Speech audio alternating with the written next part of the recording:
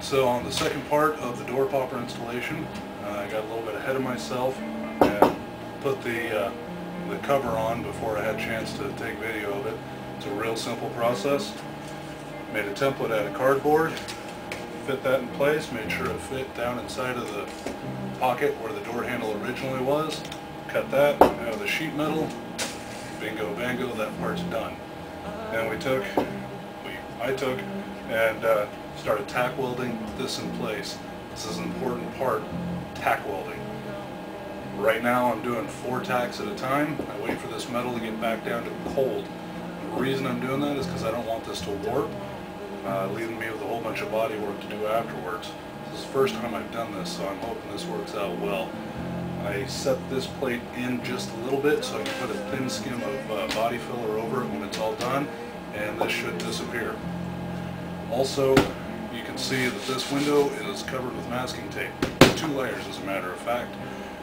Weld spatter sticks really well to glass. Didn't want that to happen. Weld spatter does not stick to masking tape. So with 2 layers of masking tape should be good. Also went down this seam and this seam with masking tape to keep weld spatter out of my door jamb. Don't want my seals or anything getting burned up.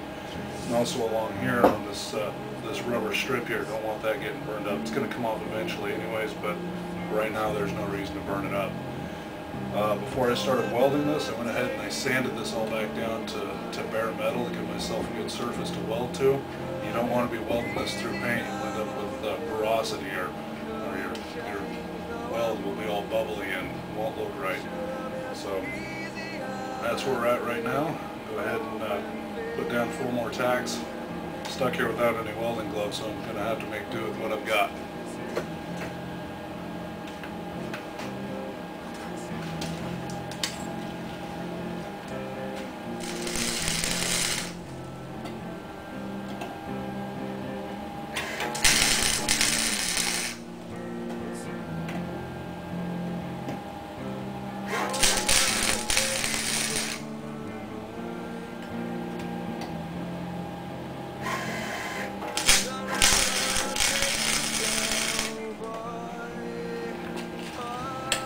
I'm sure you can hear my welder isn't the greatest in the world. It's just a cheapo eBay flux core welder, so I don't have a lot of control. It'd be great if I had a gas welder. It's a little bit better to use hardwire than flux core, but this will work. This plate's it's pretty warm. I can touch it. It's not going to burn the daylights out of me, so I'm going to let this cool back down. Put on 4 more tacks. Keep on doing that until it's time to grind it down and make it look like it was supposed to be there.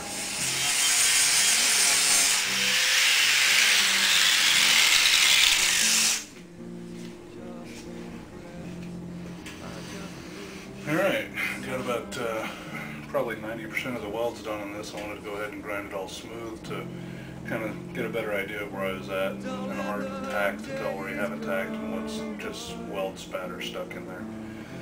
So grinding, just as easily warp your door as you can with welding. You really need to watch your heat when you're grinding. If you noticed while I was grinding, I was moving around a lot. You can spend a little bit of time focused on one area, but it's really a better idea to just keep on moving around. Otherwise you're going to end up with a little hot spot, and that hot spot's going to warp, which is going to warp the whole thing. So like I said, got about 90% of this done. It's looking pretty good. I've been doing this now for probably half hour or so. So I'm going to go ahead and keep on welding this out. At this point I think I have enough weld in there that I can just pretty much connect in between the tacks, that, you know, the gap in between the tacks. And then after that it's going to be time to grind it all flush and go ahead and put some body filler in there. Actually, it'll be time to fill the lock hole and then go through the same process of that, grind it out, and then fill them both. Looks like I'm going to end up with about a 1/16 to a 32nd of an inch of body filler in there, so it shouldn't be bad at all. It's just one of those